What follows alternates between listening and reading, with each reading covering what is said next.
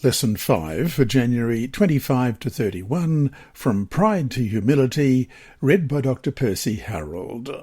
Monday, January 27, Warned by the Prophet. Question. Read Daniel chapter 4, verse 27.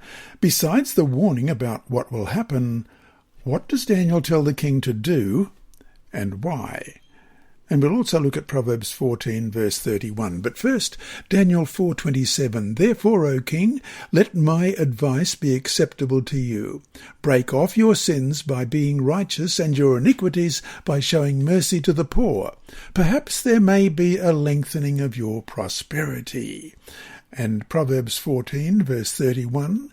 He who oppresses the poor reproaches his maker, but he who honours him has mercy on the needy. Daniel not only interprets the dream, but also points Nebuchadnezzar to a way out of his situation. Therefore, O king, let my advice be acceptable to you. Break off your sins by being righteous, and your iniquities by showing mercy to the poor.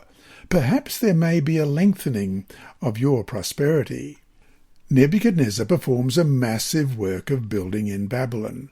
The gardens, a system of canals, and hundreds of temples and other building projects turn the city into one of the wonders of the ancient world. But such splendour and beauty, at least in part, is accomplished through exploitation of slave manpower and neglect of the poor. Furthermore, the wealth of the empire is used to gratify the pleasures of the king and his entourage.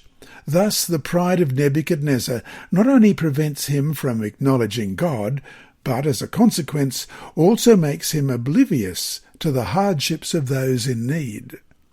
Given the special care that God shows for the poor, it is not surprising that from the other possible sins that Daniel could have highlighted before the king, he singles out the sin of neglecting the poor.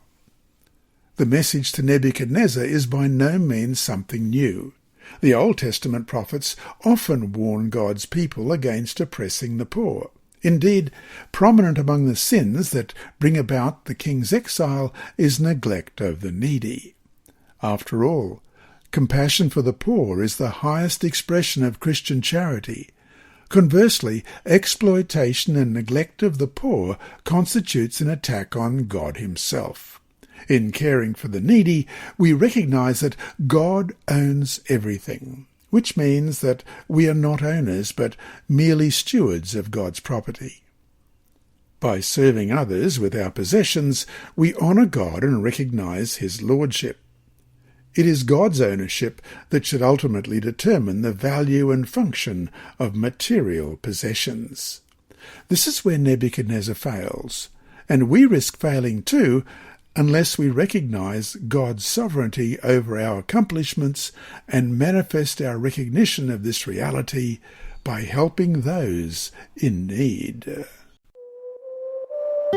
This lesson was read by Dr. Percy Harrold for Christian Services for the Blind and Hearing Impaired, Christian Record Services for the Blind, the Sabbath School Department, and Hope Channel. You can also listen on the official Sabbath School 4 app and the Apple iTunes app, Sabbath School with Percy Harrold.